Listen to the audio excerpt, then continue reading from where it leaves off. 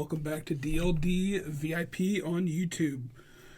So up next, we are going to be taking a look at the Springfield Hellion, or Hellion, however you want to say it.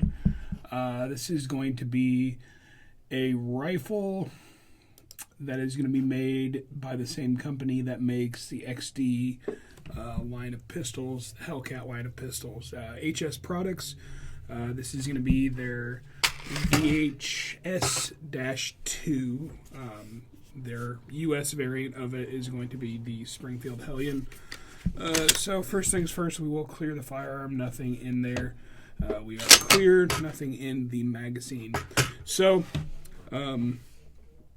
this is going to be a bullpup semi-auto rifle chambered in 5.56. It is going to have a 16-inch barrel. That barrel is going to be having a 4-prong muzzle device out front. It is going to be, I believe it would be threaded half by 28. It is going to be a 1-in-16 chrome moly vanadium melanite finish barrel, 1-in-7 twist. It is going to have a piston system in there.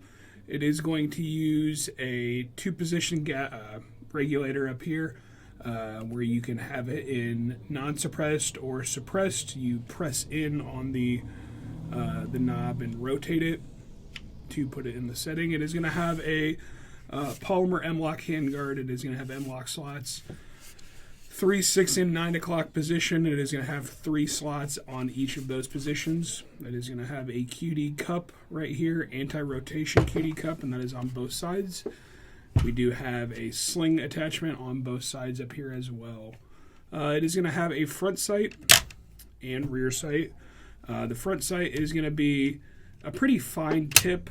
It is going to have elevation adjustment right here, so no tools needed for that. And there's just a little push button that flips up, and then push that button down, push the sight down to close it. Very nice spring-loaded system. It does have Picatinny rail along the top. It does have T-marks, so if you want to remove an optic and replace it, it is possible.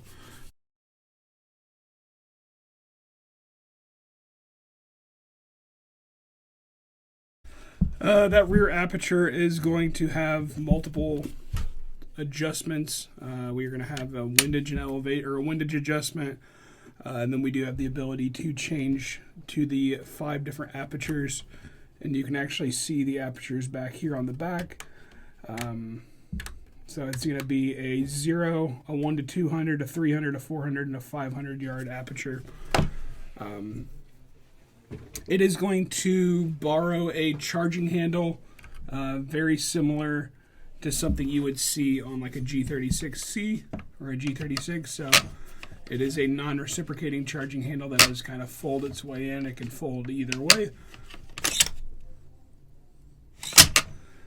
This rifle does not have the ability to lock its bolt to the rear, so it would have to be done with a mag in there, and that does lock. You can drop your bolt. When you drop your bolt, that does fling forward and flip out of the way. That does not reciprocate when you are firing the weapon as well. It is going to have back here, it's kind of where all the controls are, or most of the controls. It is going to have a dust cover right there. On the opposite side of the rifle, it does have a dust cover. It is kind of fixed in the closed position, but you can flip it over to shoot right or left-handed, depending on how you have the rifle set up. It is going to have a mag release right here. We do have a bolt release as well. So the bolt release is a little awkward, kind of hard to get used to. Mag release kind of reminds you of like a H&K style, but that bolt release is just got a little awkward to get used to. We do have a stock back here. That stock is going to have a 5-position adjustable butt plate. So you kind of decide what length. It is spring loaded, so it will auto push itself all the way out. It is going to have a QD cup in the back right here, and that is going to be on both sides. Underneath this plate right here is how you remove your bolt. Moving back up, it is going to have a kind of weird 15-degree throw safety selector. It is an ambi safety, so that is able to be seen on both sides.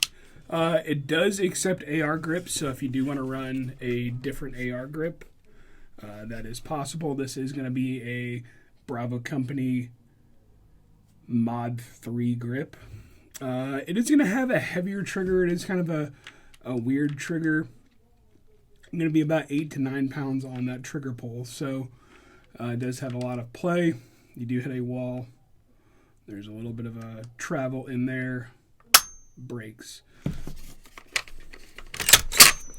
Like I said, that's going to be close to about 8 to 9 pounds. So that reset